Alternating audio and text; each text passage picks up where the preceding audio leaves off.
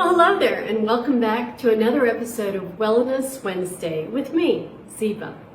This week we're going to talk about the Japanese Zen concept of mono no aware. Mono no aware is the Japanese concept of impermanence, looking specifically to nature to remind us that everything that is beautiful is also impermanent. And so in Japanese culture, they look to the seasons of nature to remind us that all the beauty that we see outside will not last forever. And in fact, it's changing day by day and moment to moment. Sometimes in life, when we're in the midst of suffering and we've received some bad news, we are going through hardship of some kind, things are just not going the way that we want them to. We receive news that brings tears to our eyes. Sometimes we can feel like this is going to last forever. And while cognitively we might know that that's not true, it won't really last forever, when we're in the middle of things, we can genuinely feel like this is it. This is the rest of my life, and this is how it's going to be. Which actually reminds me of a 3,000-year-old fable that's also mentioned in the Torah with King Solomon.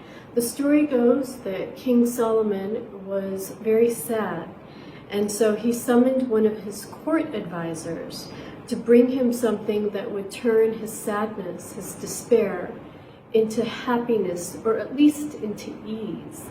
And then there's also the story written by the 12th century Sufi Persian poet Attar of Nishapur.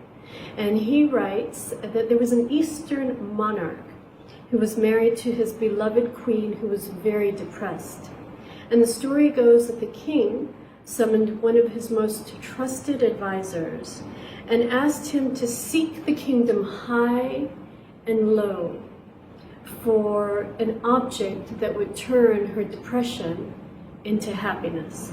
So in both stories, the one with King Solomon from the Torah and the Sufi one written by Attar of Nishapur, both of them turn out in the same way. Advisors were summoned, people were sent out throughout the kingdom to find this mystical object, the solution to this eternal dilemma of what will convert sadness and despair into ease and happiness. In the end, a jeweler was found. And the jeweler had a very special ring on it, inscribed with the phrase, "This too shall pass." Or in the case of King Solomon, it was in Hebrew, "Gam ze ya'avor." And in Hindi, we say, "Ye din bhi chale jayenge."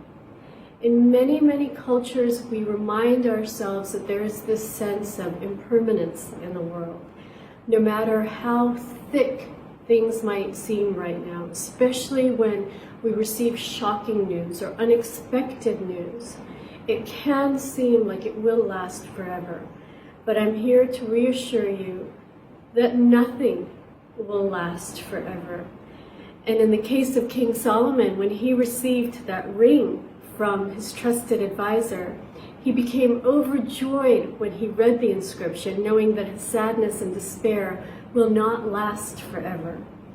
The moment that he realized that, he had a bittersweet thought, and that was that his happiness in this moment will also change into something else in the next moment.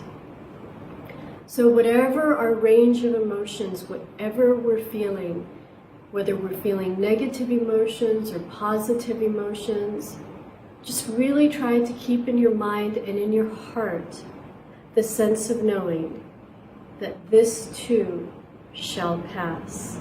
The negative will turn into positive, and the positive shall transform into something else as well. So join me next week for another episode of Wellness Wednesday.